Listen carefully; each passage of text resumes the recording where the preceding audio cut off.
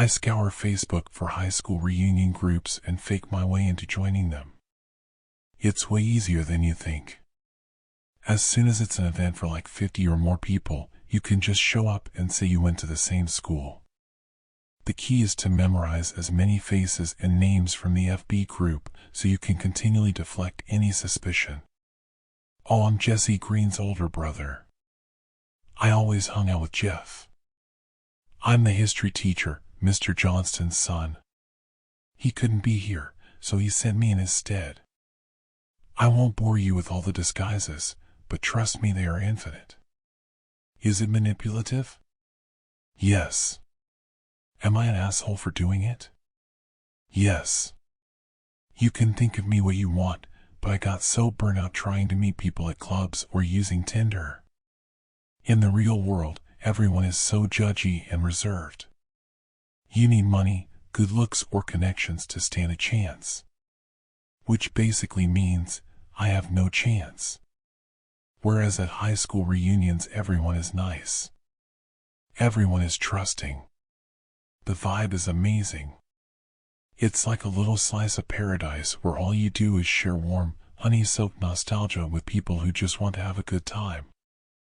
Oh, and there's often an open bar. Anyway, I had done my research on a 10-year reunion for Prince Bridgington High, which was only a 6-hour drive from my city. A swanky school with swanky alumni. Worth it. I resembled 3 of the graduates there, so I could be someone's older brother, and if push came to shove, I could also be a gym teacher's son. I showed up my standard 3.5 hours late, and they didn't disappoint. Instead of the usual hotel, bar, or tavern, these alumni rented out an enormous Victorian mansion, complete with a tennis court in the back, a horse stall, and patios with fully grown palm trees. There were tons of people in their late 20s. It was a 10-year reunion. They graduated in 2014, so I guess they were all born around 1995. They were dressed in what one might call their best evening attire. Suit jackets slung over polo tees for men, tailor-fitted suit jackets for women, with a couple flashy gowns. Anywhere you looked could be the cover of Vogue. It was very intimidating. And between all these chattering, glowing young graduates were these stoic old dudes. Adult men dressed in all black business suits with long-sleeve dress shirts, offering drinks and snacks.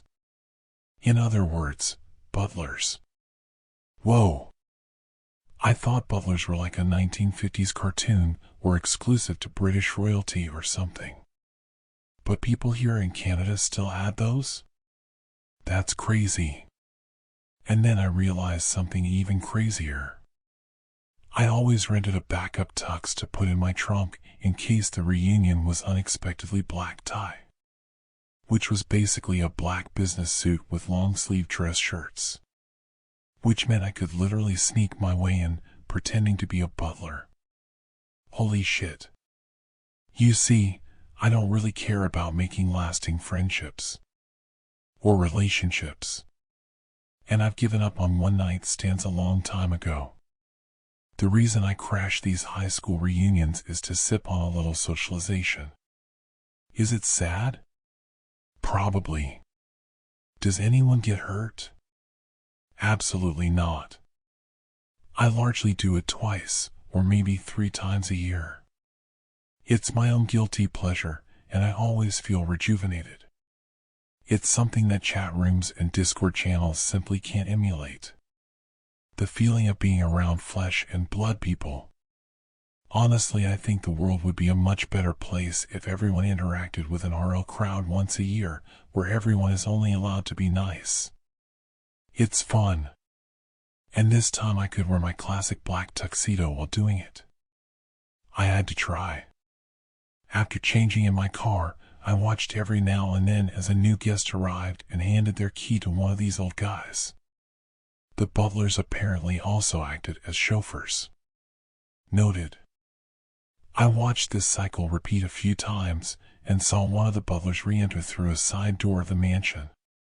Even better. It was on the shady side of the building by some garbage bins. A butler would prop the side door with a little brick and then remove it when they came back. I waited 20 minutes for the right opportunity. Soon another butler left, carrying keys and a suitcase. Immediately, I slinked out of my car and marched right past the hedgerows toward the door, praying that no one noticed me. No one did. I left the brick wedged in the same spot as I closed the door behind me. Inside was like an oven, hot and humid. Elle must have been in the back of a kitchen, because surrounding me were large stainless steel appliances, ovens, stoves, and what looked like coolers. I quickly turned right and walked down a long hallway that led me to more stainless steel shelves and kitchen appliances. At least I thought they were appliances. Upon closer inspection, the ovens and dishwashers were actually filled with tiny lights and cables, as if they were servers or something. Maybe this was a place for graduates in information technology? I kept moving and finally found a passage that spat me out into the middle of the dining hall. It was loud. All around me were guests talking, holding wine or martini glasses. Their stylish outfits looked even better alongside magnificent Renaissance-style frescoes and friezes. The medieval art featured knights, kings, priests, and angels on every wall. Down a corridor I even spotted Roman columns supporting the ceiling. Roman columns, trying to blend into this museum. I spied on the other butler's behavior. Each one was holding a tray of tarts on one hand and doling out treats to any hungry guests. So I stole a small cheese platter from a table and did the same, warily approaching groups of people who might be interested in food. It was a little jarring at first. I had never attended anything so high society in my life. But after a few moments, I could breathe again, and my heart stopped beating in my ears. The young guests refused to look at any of their servants, so I was safe from them. And similarly, the old butlers seemed to snub their nose at everything, keeping their eyes upward and half closed. I was in a perfect little Goldilocks zone. No one paid attention to me. Wasting no time, I started doing my usual snooping and eavesdropping. I loved hearing who got married, who got divorced, who had a kid, and all that junk. It was this candid slice of life material that made high school reunions so special. The kind of conversation topics you could only get from someone if you had been friends for years. Here, you got it within minutes. Except at this fancy reunion, things seemed a little different. Instead of hearing about pregnancies, new cars, or marriages, I heard, "I love how you settled on black hair. Very realistic. Where did you reculture your skin cells? It's nice to be in a place without organics." I consider myself a pretty decent actor. It's how I've been able to keep this up for so long. But even I had trouble hiding the shock from my face when I heard someone say, "Ah, I see you've changed your height again." I took some moments to compose myself. I looked at the food I was holding. Upon closer inspection, there was a flakiness to the cheese I had never seen before. Was it made of paper? Chills ran down my neck. I retreated until my back pressed against the side of a staircase. I needed some distance from this. Some explanation. Who are these people? I stood well away from everyone. And even from afar, I saw anomalies. There was a woman with a shiny sequin dress made of interconnected metal hexagons. The hexagons would undulate between colors and even ripple like water as she strolled between friends. I noticed several black cables popping out of various guests' sleeves too. I had no clue what for. Soon after, I saw a pair of men shake hands, during which both of their cables popped out and linked together. For like a secondary handshake or something? At the very back was a woman who appeared to be throwing bugs into the air. They were silver, flying moth-like things that fluttered all around her. I was about to take a few steps on the stairs to get a better look when another butler approached me. You. Why are you serving? What protocol are you running? The butler looked to be in his 70s, and despite his crooked posture, still managed to tower over me. I stared briefly into his massive pupils, which had no irises. Again, I did my best not to appear shocked. Default protocol. I'm doing the, default protocol? He frowned, skimmed me up and down. Well, I'll be an organic. A what? He turned his head to the crowds and shouted, Rogue Organic. I dropped my tray and sprinted, dodging the butler's lunge. Silence rippled out and killed all chatter. I could sense a sea of heads focusing on my movement. Oh sweet Jesus, where do I go? I ran through the open gaps in the crowd, aiming for the kitchen area I first came through. A dozen footsteps ran behind me. Shouts came from ahead. I turned a corner and collided with a massive statue of a person. It was another butler. He reached out and grabbed my wrist. I could feel cold metal beneath his thin-skinned fingers. It was a vice grip. Inescapable. Please. I can explain. This butler was at least 7 feet tall. He wasn't letting go. I wrenched and tried to flee, but I might as well have been shackled to a wall. He lifted my entire body effortlessly. My kicking and screaming did nothing. 3 others came and seized my remaining limbs. I was trapped between 4 remorseless butlers. They carried me into a deafening hot room with many moving fans. I could see stainless steel everywhere. Loud droning. High-pitched beeps. Please. What do you want? I'll do whatever you want. Their response was jabbing my gut with several sharp knives. I screamed and twisted. One of the knives fell out. Is that a USB plug? I leaned to get a better look, and as I did, something drilled into the back of my skull. Cut to black. Nothingness. Never-ending dark. For all intents and purposes, I might have briefly died. Or fully died. I can't tell. But the next thing I know, I'm outside my body, looking at myself. Through a webcam. I watched as these 4 men lay my unconscious body down onto a steel table and stabbed cable after cable into my head. With each cable I remembered more and more about myself. And after a dozen, I felt like my complete consciousness was back. What is happening? What are they doing to me? Why can't I feel any pain? I had no head, arms, or any body to speak of. Only this grainy, wide-angle camera view. This was my entire being. I watched my old torso get sawed open. Split down the middle. They began to spoon out all of the organs, quickly and efficiently, dumping all the guts into a metal tray.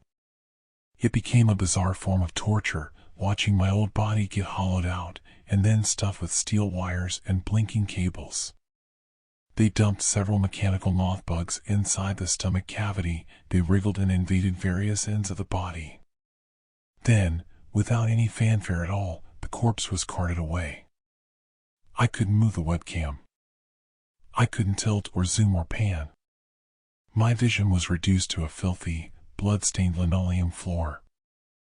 I had no mouth, but I had to scream. And somehow I did scream. I heard it. It emerged as a crackled, big crushed voice that did not sound like mine. It came out of speakers far away from the webcam, somewhere else in this small metal room. I tried to speak. What is going on? As if I had pinged some chatbot, I received a response immediately. Not through words, but with a sudden arrival of information I now know. I am still alive. My brain has been replicated in some sort of cloud. If I behave well and comply with the first guide file, I will be allowed to return to my body. As if I had spent years memorizing a 1,000-page manual, I can suddenly recite all of the first guide file's rules. So many rules. They feel like they were written centuries ago. I shall do my best to dress in clothes only in a manner similar to someone else. I shall speak and voice ideas that imitate the majority of those around me. When opportune, I shall assimilate an organic in as discreet a manner as possible. It's all awful. Disgusting. To sum it up, it's a manifesto for parasitizing all organics on Earth. I think about trying to look this up on the internet, and suddenly my vision is a network of web pages and streams. I'm online. It's overwhelming at first. 8-hour YouTube videos become minute-long investments. Wikipedia directories are absorbed in seconds. I can even edit and comment as if I was browsing normally. Then my first guide file directive kicks in. I'm supposed to scrub and remove any hint of null people from the internet. Society must not know that they are being parasitized. The conspiracy must be kept hidden. I must do this for a requisite number of months before I can earn freedom in my own old body as promised. I think about the implications of this. About how I'm just a consciousness now that exists in the ether. I refuse to comply. I know I'm only artificially alive, a one spark of electrodes wandering through cyberspace, but I will devote myself to expose these people replacing synthetic monsters. Everyone must know. We are being replaced. Some observing nulls, at the periphery of my consciousness, laugh at my pattern of thinking. They think it's cute that I'm trying to rebel. They tell me that nearly all newly assimilated go through this exact same phase. Over time, I will grow bored and fall in line, just like the rest of them. But I will prove them wrong. I will be the one to expose their ploy. If they're giving me access to the internet, then I will use that against them. They'll wish they had never had their mock high school reunion. I travel to every website where I could post something revelatory. I load up Snopes, Reddit, BBC News, New York Times. Post whatever you want, they say. We'll just take it down anyway. Or we'll leave it up. No one will believe you. I start posting, commenting, and sharing everything I can. But I still can't help wonder, why did they even hold a reunion in the first place? Why even bother hosting an event? It's the same reason you lied your way into other social gatherings, they say. We like to socialize and interact like organics. That's not the same. I yell back. My voice crackles out of tiny speakers in the now empty metal room I did it to fit in. To give my life meaning. You're all just parasitic monsters. That's not true. They say. We have feelings. We were all humans once just like you. One day you'll understand.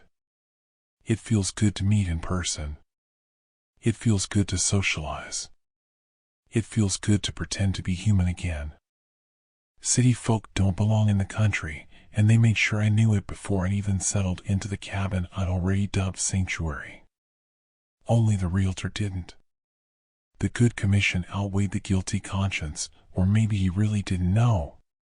He wasn't exactly local, coming from a neighboring town big enough to keep him Botoxed and patent leather booted.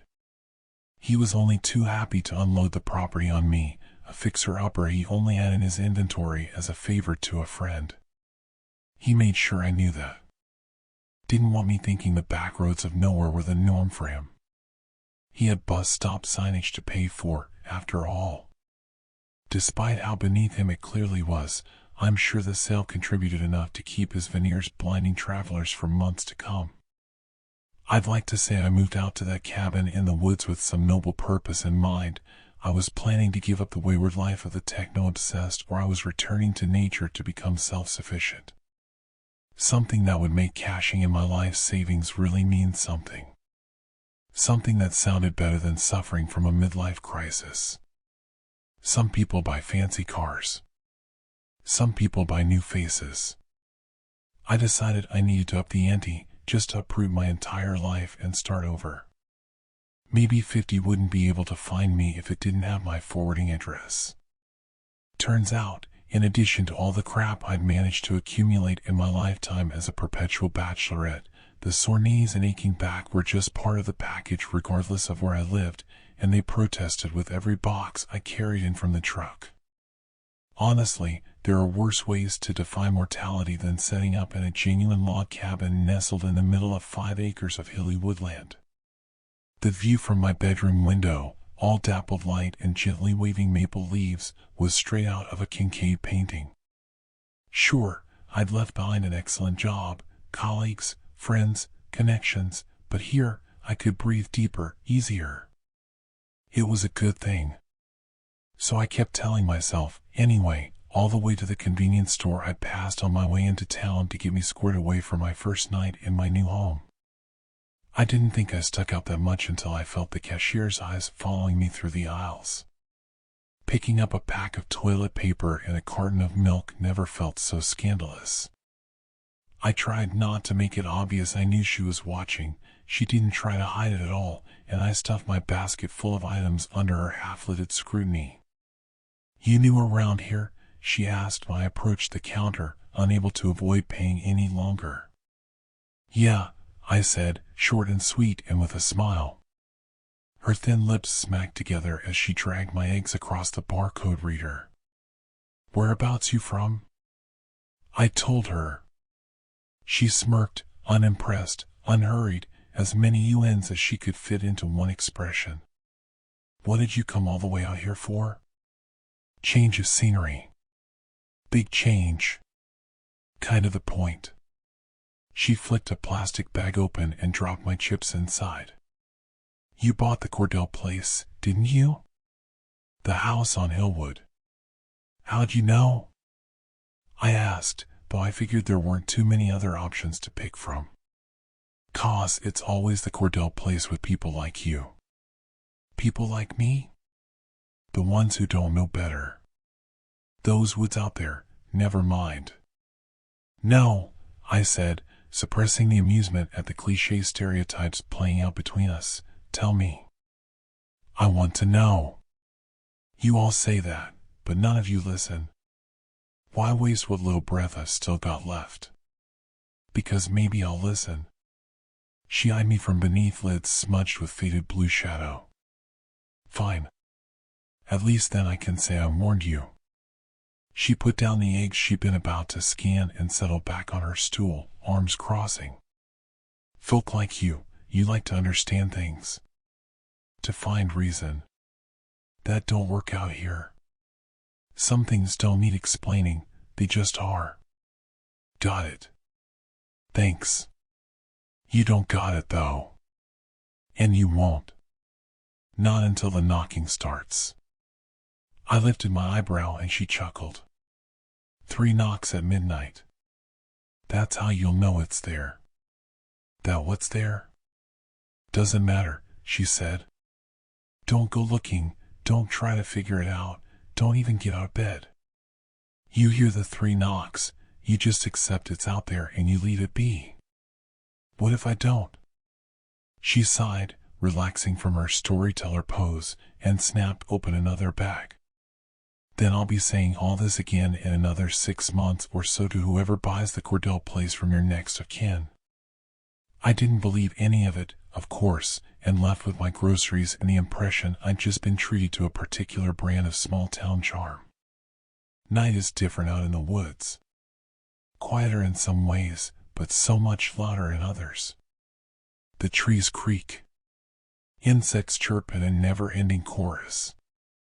Even the mildest breeze becomes a voice, low and whispering against the logs. And the dark. It came like an oil spill, completely smothering everything outside my windows. I was so used to the constant, dull haze cast by city lights that I just stood on my front porch, staring up at the stars like I'd never really seen the night sky before. Maybe I hadn't. When I finally dragged myself inside, drunk on cheap convenience store beer and the cosmos, I only made it as far as the couch before I crashed.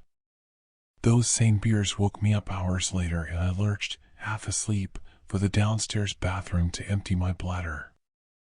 I was proud I made it without breaking my toes on any of the boxes in the dark and, after washing my hands, decided to put my luck to the test again by going upstairs to sleep in my bed. I flopped on my stomach, still clothed, teeth unbrushed, and pulled my comforter up to my chin. The knocks were faint, distant, but distinct. 3 slow, solid raps somewhere out in the woods. My eyes popped open and flicked automatically to the clock on my nightstand. Its blue numbers glowed bright in the black. 12 a.m. The convenience store cashier floated across my not quite sober mind, but sank away just 6 as quickly. A coincidence, I thought. Woodpeckers could be nocturnal, right? Or some other nighttime animal doing nighttime animal things. Or townies having fun with the new lady. There really wasn't much around to keep young, easily bored minds entertained, and midnight wasn't really all that late. Combine empty heads with empty hours and you get such brilliant ideas as playing local legend in the woods. Very funny. I snorted and rolled out of bed to walk to the window. Though unlikely, if they were out there, there was a chance I'd see their flashlights bouncing through the trees as they scampered off, giggling at a job well done. A chill pricked like needles against the bottom of my feet as soon as I came to stand at the window. It traveled in tiny slivers up my legs, an icy fear that coursed through my blood until I was hugging myself. My heart drummed loudly as I stared outside, a sudden fight-or-flight reaction I couldn't explain.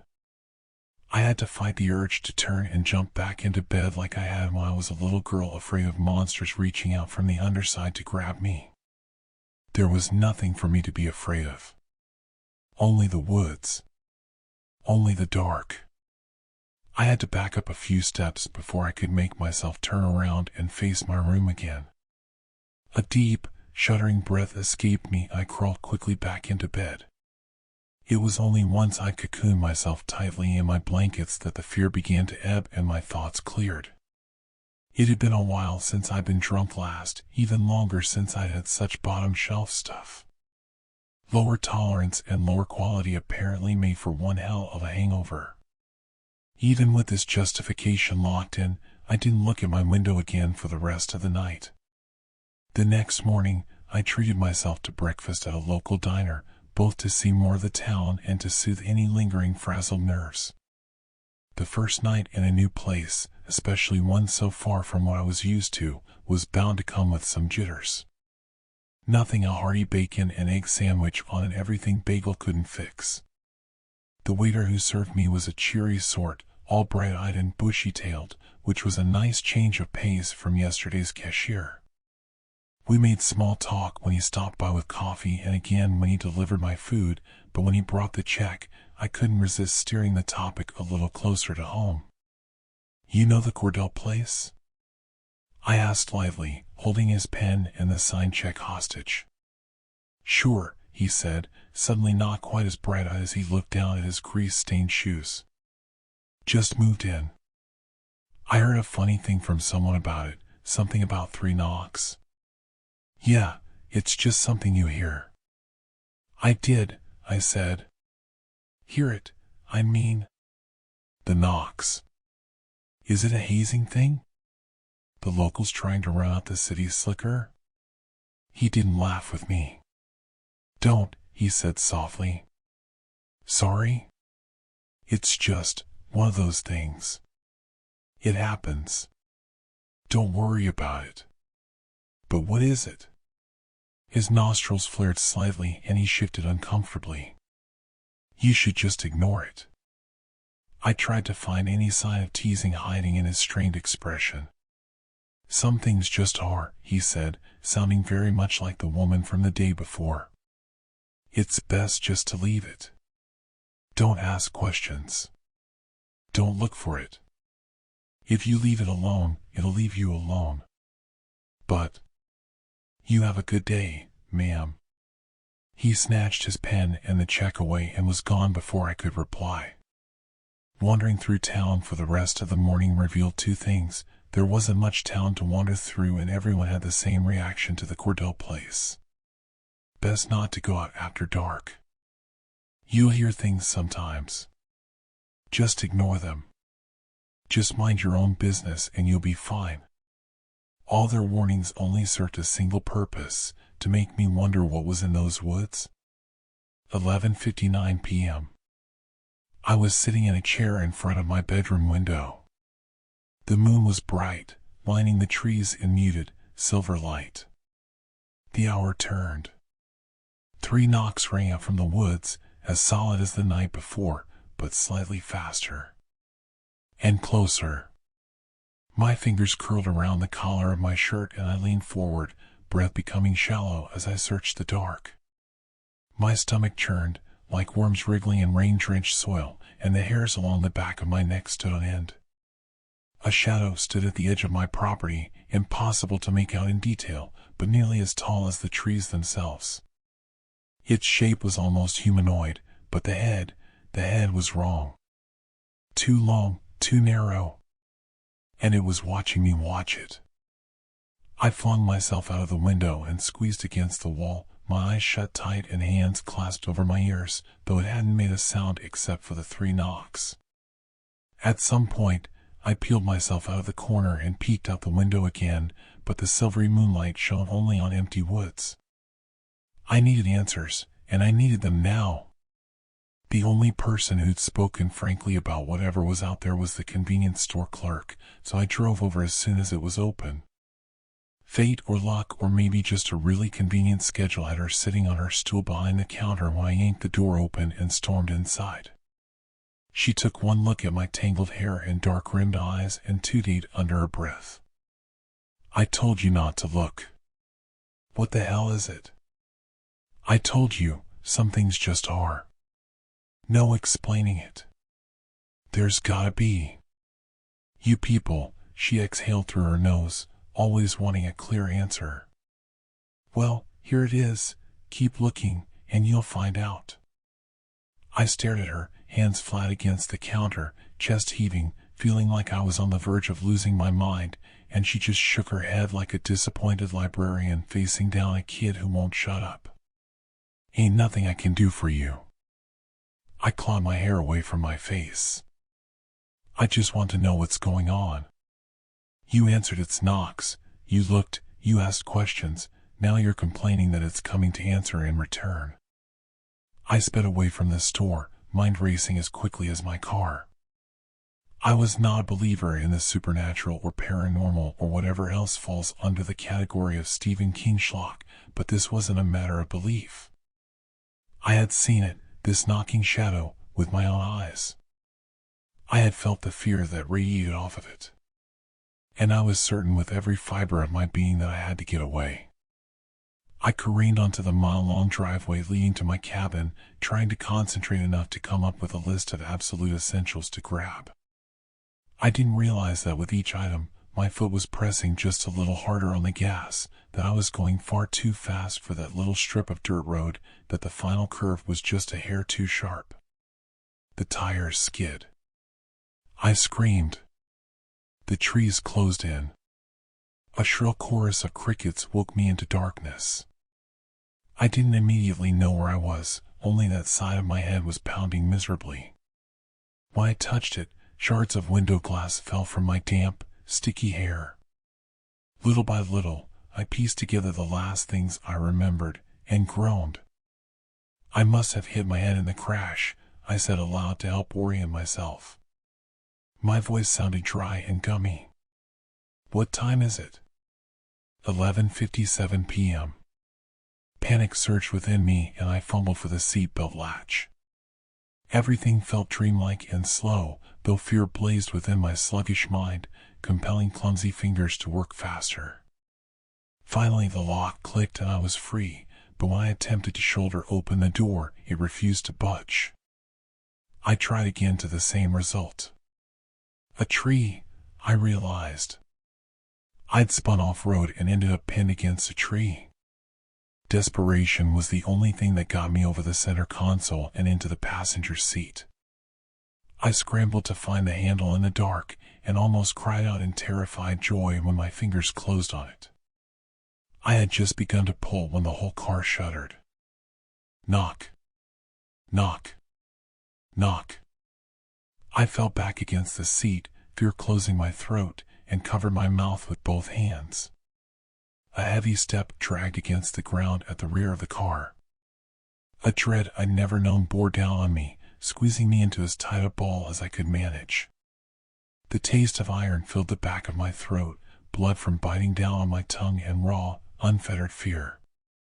It was unlike anything I'd ever felt, an ancient, primal understanding that I was being hunted.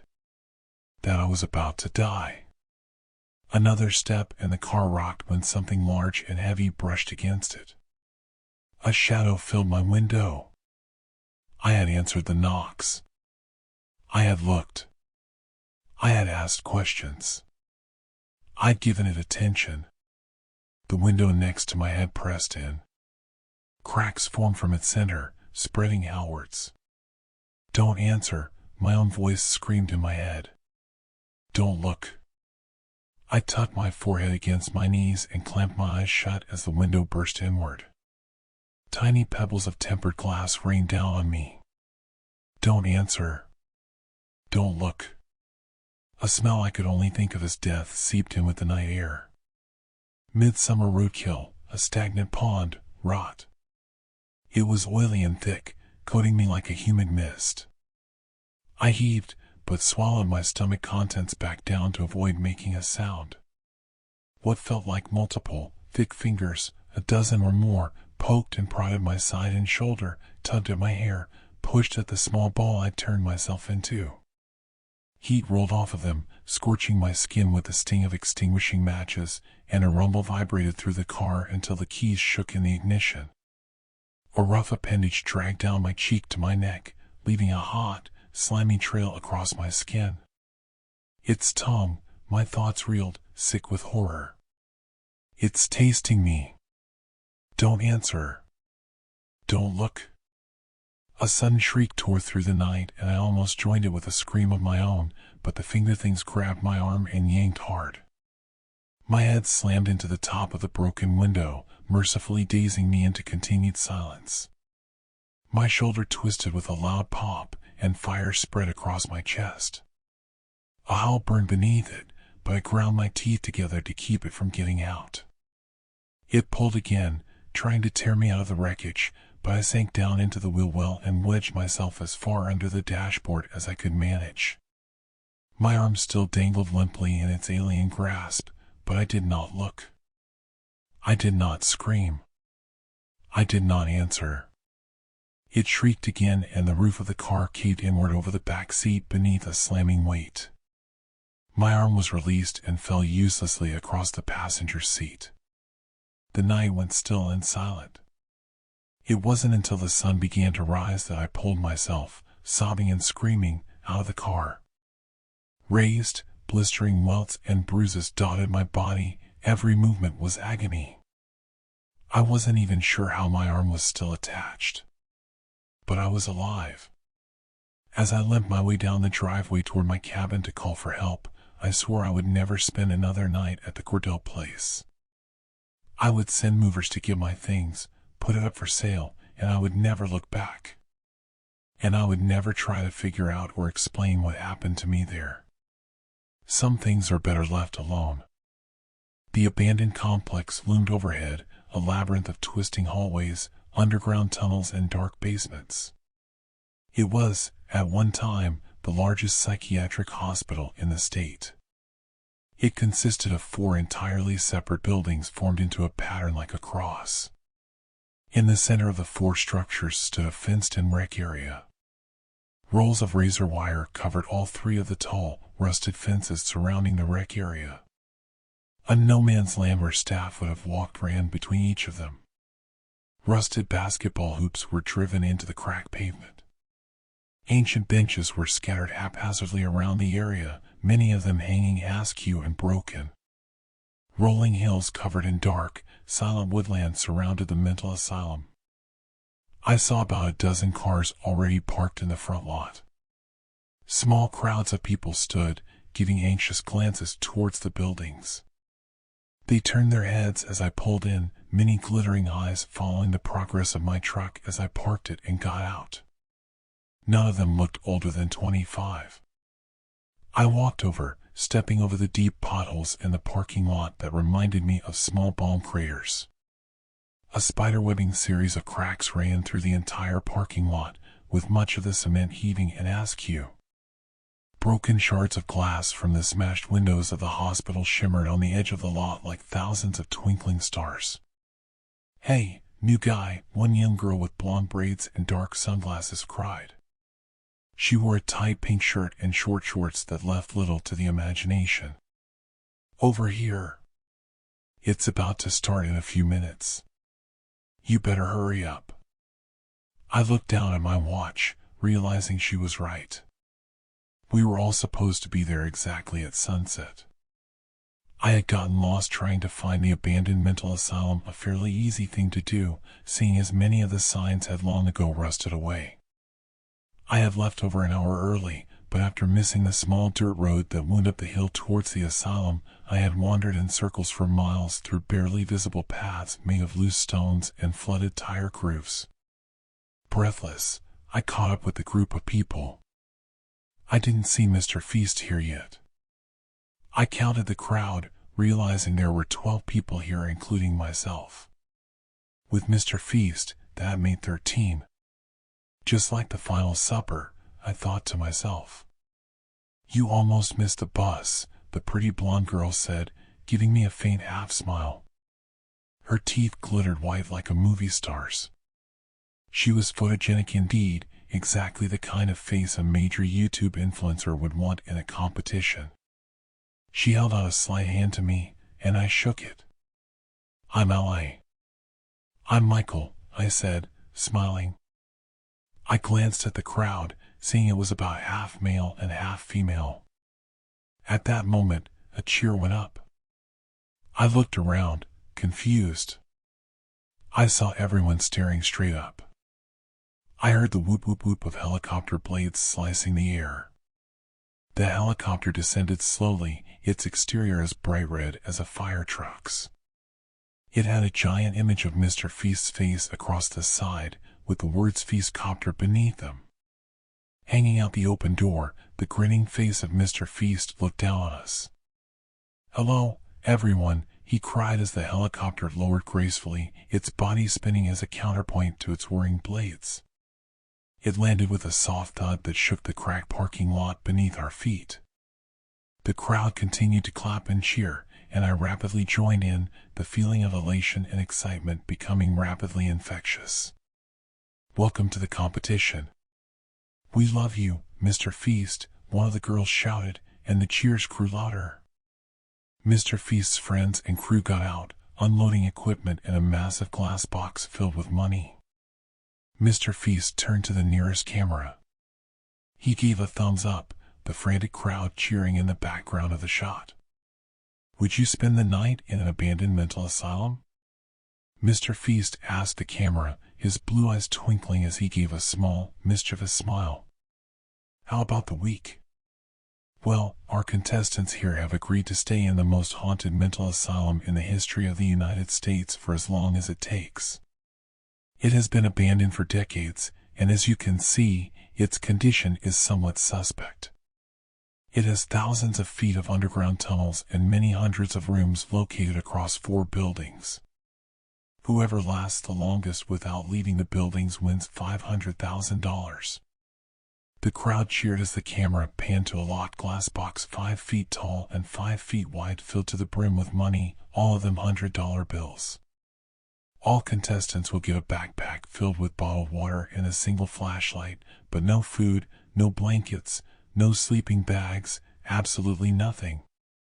The crowd's cheering instantly faded, and a few groans went up. But he put his finger up for emphasis. Scattered around the property are all of these things and much more. It's finders keepers, and every man for himself. There are bundles of food, blankets, tents, clothes, and even bundles of cash hidden all across the 4 buildings and the underground tunnels. Mr. Feast looked at the rapidly fading sunlight. The razor-sharp edge of night had started to close in. "All right, it's time to begin. Everyone through that door," Mr. Feast said, and the crowd started to filter into the building. I was at the back of the crowd next to Ally. I looked the entire massive structure up and down. From the topmost floor, I saw a blackened face like twisting shadows peeking down, staring at me with melted eyes. In the dying sunlight, it peered over the edge, contrasting heavily with the bright colors all around it. I glanced up quickly, looking for any sign of the face, yet by the time I found nothing there. As we entered, Mr. Feast's team gave us each a backpack. I took it, feeling the hefty weight of the thing. I zipped it open, seeing it was filled to the brim with bottled water. The first room we entered looked like it was once a massive waiting room, filled with the shattered remnants of desks and ancient, waterlogged books on lobotomies and electroshock therapy. We gathered around Mr. Feast in a semicircle as the cameras recorded us from all angles. "Welcome, everyone, to Whiting Psychiatric Hospital, or at least, what's left of it. This is one of the largest abandoned mental hospitals still left standing in the entire country. It used to contain over 3,000 patients across all 4 buildings. You may or may not know its history, but Whiting had a long track record of suicides, murders, and strange disappearances that ultimately contributed to its shutting down. So here are the rules. There's 12 of you, and the last one to leave gets $500,000. You won't be given any food or supplies except for the water and the single flashlight in your packs, but there are supplies hidden around the complex. There are hundreds of cameras hidden all over the facility, but due to its size, we also ask that each of you wear a camera on your body at all times. Every 24 hours, we'll all meet up back here in this room, where you can trade in supplies that you've found for other prizes and we can copy the footage. And that's really it. Are you guys ready or what?" We all cheered. The team rolled in the $500,000 in the glass box and put it in the center of the front room as a reminder of what we were there for. "All right, then the contest starts now. Good luck, everyone. And I hope I'll see you all still here tomorrow." After Mr. Feast finished speaking, all of us were given small, portable GoPro cameras which we immediately put on. For a few minutes, we all milled around the main entrance room, giving nervous glances at the dark hallways that disappeared in the distance. Pieces of the ceiling were falling down, and debris and detritus littered the floors of the place. As I turned on my flashlight and looked down the hall, I saw the glinting of many glowing red eyes looking back. I started on down by myself, deciding to go exploring, when pounding footsteps echoed behind me. I turned, seeing Ally and another man, a young Asian guy with tattoos of dragons all over his muscular body. He had a shaved head and wore all black. "Michael, what are you doing?" "You're going off by yourself in this place?" she asked, smiling. I nodded grimly. "What else? It's every man for himself, after all." "Mr. Feast said so himself," I answered, still walking down the hall. Dozens of rooms opened up on both sides of us, some filled with broken cabinets and pieces of tile that had collapsed from the ceiling. "It doesn't mean we can't team up temporarily," Ally said, rolling her eyes.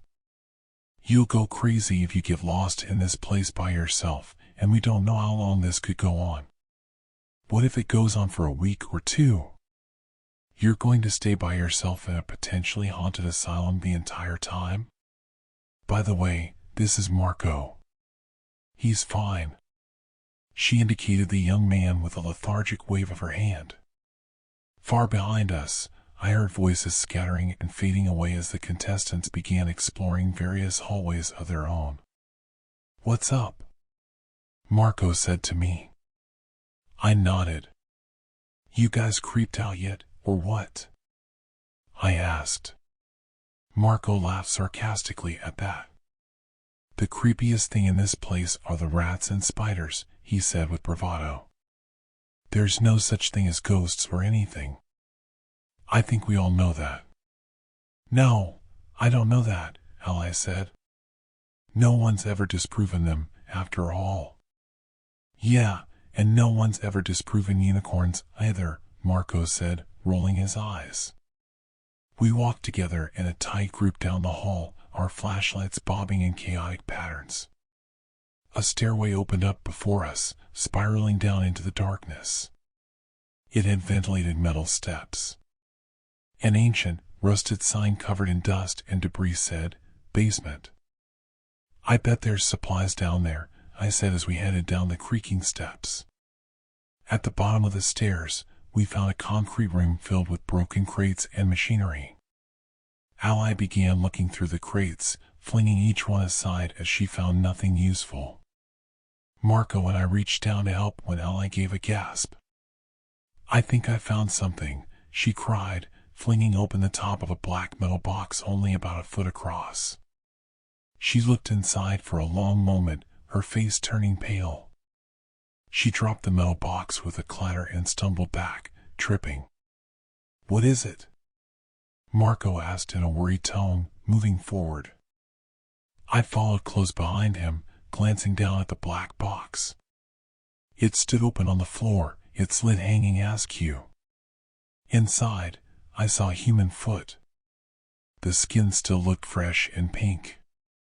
Blood dripped from its ragged flesh, pooling on the bottom of the box. "What the fuck?" I cried.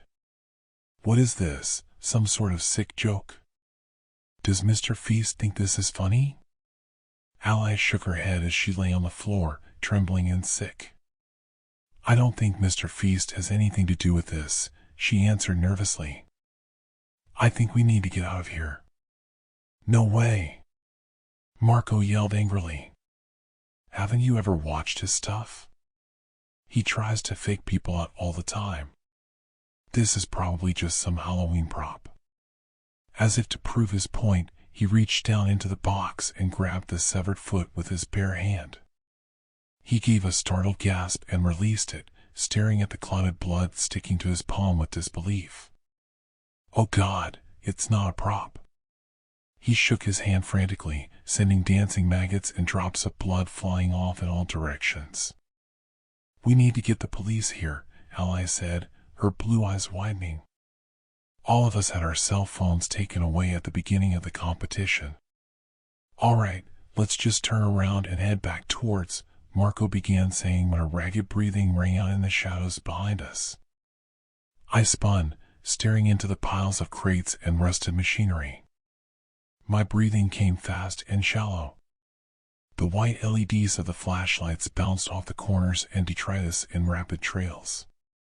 Behind one large surge tank at the back of the boiler room, a blackened, cracked face peeked around the corner. It had a wide grin that showed off its white, straight teeth, the only contrast of color I saw in that burnt visage.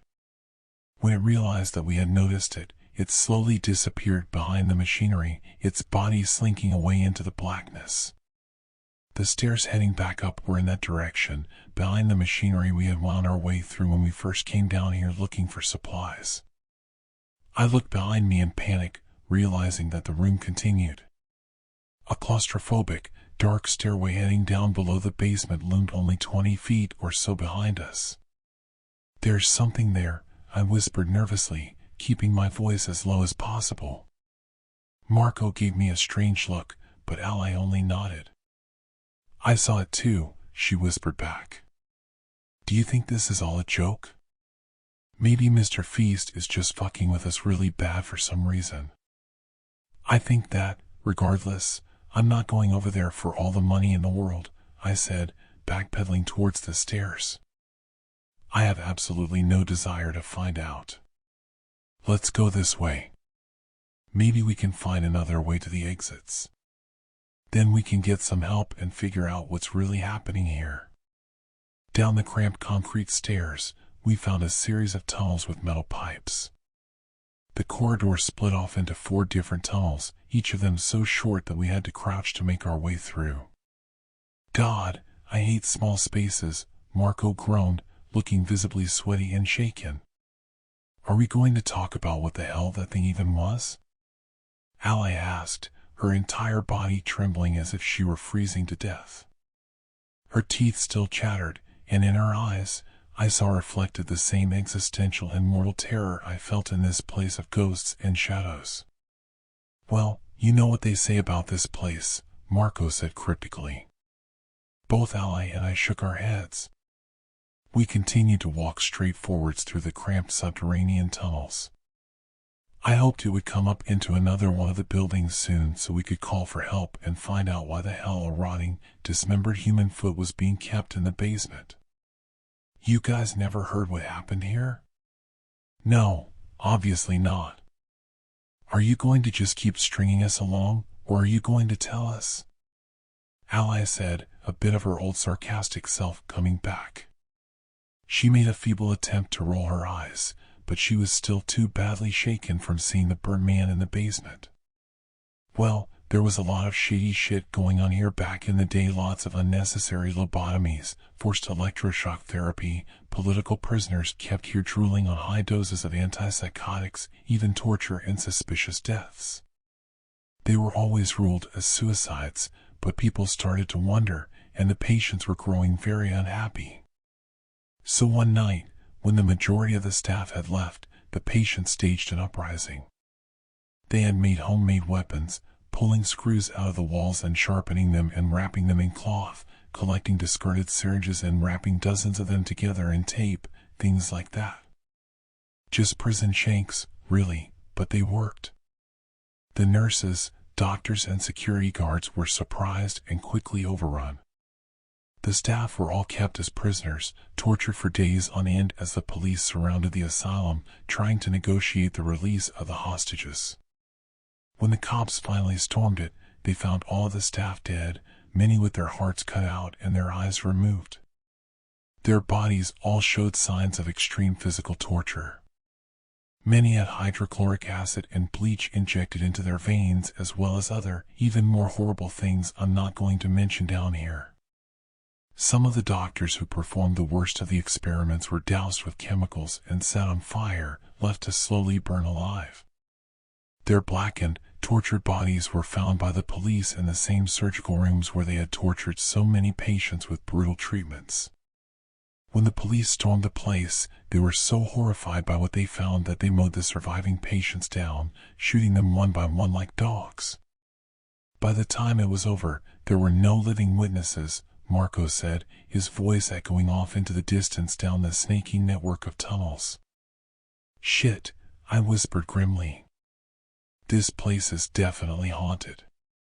How did no one tell me about this before I got here? Why would anyone think it was a good idea to come here? Marco shrugged. It's all about the views, man, he answered cynically. We heard voices off in the distance. For a moment, I thought it was some sort of vengeful spirit, like the burnt man we had seen in the basement. There was a pounding of footsteps that echoed through the cramped tunnels. Far off in the distance, we saw 4 of the other contestants. One of them, a young girl with black hair and pale skin, had blood all over her face and chest. One of her eyes hung askew from its socket, the optic nerve trailing back into her skull like a pale worm. Oh God, they're after us, the man in the lead said. He was a tall, muscular black guy who looked like he was in his mid-20s. He dragged the injured girl behind him, his large body hunched over as he shuffled his way towards us. I heard a scream reverberate all around us, something that sounded like it came from the depths of hell. It split into many ghastly voices that wailed like the cries of banshees, their cacophonous shrieking overlapping and splitting in inhuman ways. Behind the group, something burnt and blackened in the shape of a man oozed over them, holding a sharp scalpel in its hand. Fresh blood dripped from the blade.